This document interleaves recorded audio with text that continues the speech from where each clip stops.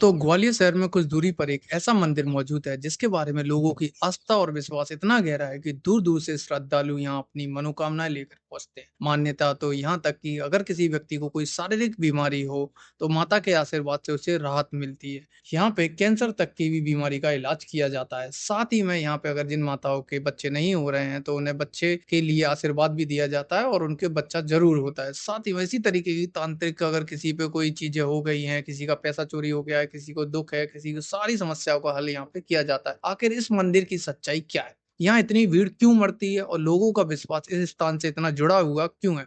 इन्हीं सवालों के जवाब तलाशने के लिए आज हम निकल पड़े हैं भैपुरा वाली माता के मंदिर की ओर। अपने घर से यात्रा शुरू करते हुए हम पहुंचे थे गोल पहाड़िया चौराहे। यहीं से हमारी यात्रा का मुख्य रास्ता शुरू होता है। आगे बढ़ते हुए तिगरा रोड की तरफ निकलते हैं क्योंकि ये रास्ता तिगरा रोड की तरफ ही जाता है, पर हमें बीच में ही टर्न लेना होता है। तो यह रास्ता ग्वालियर के लोगों के लिए काफी परिचित भी है। पूरे सफर के दौरान हम आपके रास्ते के हर महत्वपूर्ण स्थान से रूबरू कराएंगे, ताकि अगर आपको कभी भी यहाँ आना चाहे तो आपको किसी भी प्रकार की परेशानी ना हो। कुछ दूरी तय करने के बाद रास्ते में पड़ता है प्रसिद्ध गुप्तेश्वर महादेव मंदिर। सावन के दिनों में यहाँ श्रद्धालुओं की भारी भीड़ देखने को मिलती है। इसके आगे बढ़ते ही चौकलेश्वर मंदिर आता है, जो अपने विशाल शिवलिंग और धार्मिक महत्व के लिए जाना जाता है। यहाँ भी प्रतिदिन बड़ी संख्या में श्रद्धालु दर्शन के लिए पहुंचते हैं। आगे बढ़ते हुए मुरैना आगरा रोड का बाईपास भी दिखाई देता है। चारों तरफ फैली पहाड़ियां इस पूरे सफर को और भी खूबसूरत बना देती हैं। प्रकृति और आस्था का ये संगम रास्ते को यादगार बना देता है। थोड़ी दूर आगे बढ़ने पर गुरुकुल ग्रुप ऑफ कॉलेज दिखाई देता है। हम इसी मार्ग पर लगातार आगे बढ़ते रहे। शाम का समय हो चुका है और धीरे धीरे अंधेरा भी छाने लगा है। अब हम उस मोड़ पर पहुंच चुके हैं जहां से भैपुरा माता मंदिर का रास्ता शुरू होता है। बड़े बड़े अक्षरों में लिखा दिखाई देता है, जय माई की चिंता काय की। यहीं से श्रद्धा का माहौल और गहरा महसूस होने लगता है। रास्ते के दोनों ओर घनी झाड़ियां हैं और बीच बीच में छोटे छोटे मोड़ भी आते हैं। महीने में हर दशहरे के समय इस रास्ते पर पैदल जाते श्रद्धालुओं की लंबी कतारें देखने को मिलती है, क्योंकि इसी अवसर पर यहाँ विशाल मेला लगता है। कुछ ही देर बाद मंदिर परिसर दिखाई देने लगता है। प्रवेश द्वार के पास प्रसाद की दुकानें लगी हुई है, जहाँ नारियल, फूल, अगरबत्ती और पूजा की सामग्री उपलब्ध रहती है। अभी हमने यहाँ पे इन दुकानदार से छोटे से भाई से बात की। पहले तो ये शर्मा रहे थे, फिर इन्होंने बात करना स्टार्ट कर दिया। तो आप इनकी बातें डायरेक्ट सुन सकते हो। आराम से बोल। जमाई की यहाँ पे काली माता का मंदिर है, ये देवपुरा में।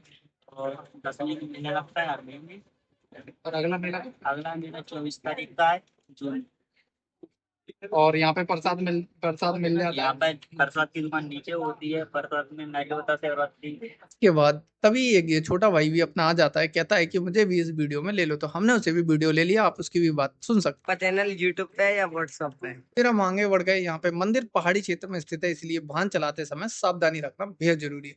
विशेषकर बारिश के दिनों में रास्ता फिसलन भरा हो सकता है। ऊपर पहुंचते ही पूरे क्षेत्र का जो दृश्य दिखाई देता है, जो कि एकदम अलग ही लगता है। चारों ओर फैली पहाड़ियों और दूर तक फैला मंदिर परिसर मन को शांति से भर देता है। मंदिर में प्रवेश करने से पहले यहाँ यात्रियों के लिए पानी और हाथ मुंह धोने की व्यवस्था की गई है। देश के अलग अलग हिस्सों से आने वाले श्रद्धालु यहाँ विश्राम भी करते हैं। मंदिर परिसर में प्रवेश करते ही माता के दर्शन होते हैं। यहाँ एक विशेष नियम है कि गर्भगृह के भीतर केवल सेवा और पूजा करने वाले लोग ही प्रवेश की अनुमति है, जबकि बाकी श्रद्धालु बाहर से ही दर्शन करते हैं। स्थानीय लोगों का मानना है कि यहाँ 5 परिक्रमा अवश्य लगानी चाहिए। कहा जाता है कि ऐसा करने से मन को विशेष शांति और सकारात्मक ऊर्जा का अनुभव होता है। शायद यही कारण है कि यहाँ आने वाले हर व्यक्ति अपने साथ एक अलग अनुभव लेकर लौटता है। परिक्रमा मार्ग के दौरान एक ऐसी जगह भी दिखाई देती है जिसने हमारा ध्यान आकर्षित किया। यहाँ दीवारों पर लोगों ने अपनी मनोकामनाएं लिख रखी है। किसी ने नौकरी की इच्छा लिखी है, किसी ने यूपीएससी में सफलता की कामना की है, तो किसी ने अपने यूट्यूब चैनल की ग्रोथ के लिए ही प्रार्थना की। ये दृश्य बताता है कि लोगों का विश्वास इस स्थान से कितना गहरा जुड़ा हुआ है। मंदिर में चढ़ाए गए नारियल का विशाल ढेर भी यहाँ देखने को मिलता है। श्रद्धालु अपनी श्रद्धा अनुसार नारियल अर्पित करते हैं और प्रसाद ग्रहण करते हैं। पूरे परिसर में भक्तों की आस्था स्पष्ट रूप से महसूस की जा सकती है। हर दशहरे के इस अवसर पर यहाँ विशाल भंडारे का आयोजन किया जाता है। हजारों श्रद्धालु एक साथ प्रसाद ग्रहण करते हैं। बड़े बड़े कड़ाहों में भोजन तैयार किया जाता है। पूरी, सब्जी, बूंदी और अन्य प्रसाद सामग्री बनाई जाती है। दूर दूर से लोग सेवा करने के लिए भी यहाँ पहुंचते हैं। मंदिर परिसर का लगातार विस्तार किया जा रहा है। नए कमरों का निर्माण हो रहा है ताकि दूर दराज से आने वाले श्रद्धालुओं को बेहतर सुविधा मिल सके।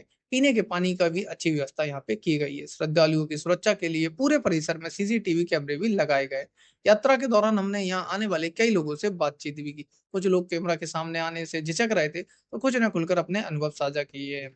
तो यहाँ पे तभी हमें एक ये दादाजी मिले हैं, तो अपन उनसे बात करेंगे। तो अब हम बाबा से पूछेंगे कुछ लाइव क्वेश्चन, जैसे कि आपको पता चले कि लोग कहाँ से कितनी दूर दूर से आते हैं। तो दादाजी बताइए। हमें पता चला कि बहुत अच्छा मंदिर है, सिद्धि है माता जी की। हाँ हमने की हम भी देखे आए, हाँ। तो चले आए, हम मेला देखा।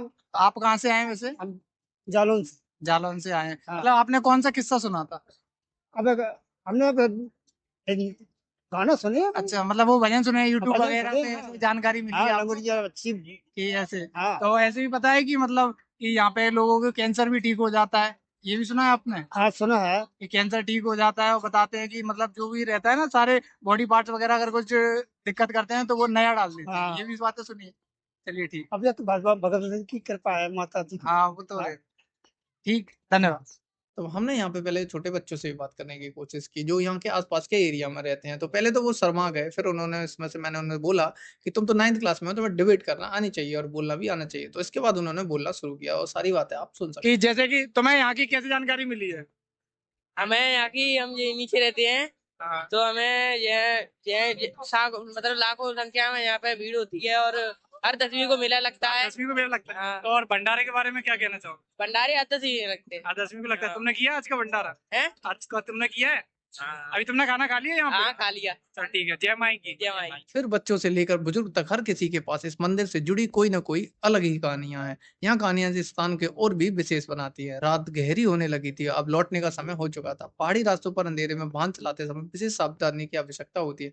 वापसी के दौरान हमने महसूस किया कि यहाँ केवल एक मंदिर नहीं बल्कि आस्था, विश्वास और लोगों की भावनाओं का एक जीवंत केंद्र है। अगर आपकी कभी ग्वालियर आए और धार्मिक स्थलों की यात्रा करना पसंद करते हो तो भयपुरा वाली माता मंदिर अवश्य आइए। शायद यहाँ आपको भी यह अनुभव मिले जिसकी तलाश में लाखों श्रद्धालु हर वर्ष यहाँ पहुंचते हैं। और अगर आपकी भी कोई इच्छा है जो पूरी नहीं हो रही है तो आप इस मंदिर पर जरूर आइए। अगर आपको यहाँ यात्रा पसंद आई हो तो वीडियो को लाइक, शेयर और चैनल को सब्सक्राइब जरूर करें। पर लेकिन साथ में छोटी सी बात और है, यहाँ रास्ते में लौटते समय इस जगह का भी ध्यान रखें क्योंकि यहाँ पे जब आप लौटते हैं तो रात में अंधेरे की वजह से दिखाई नहीं देता, तो यहाँ पे नीचे गिरने का डर है, तो इस जगह का विशेष ध्यान रखें। तो दोस्तों मिलते हैं एक ऐसी ही नेक्स्ट वीडियो में, तब तक आप सभी लोगों का बहुत बहुत धन्यवाद।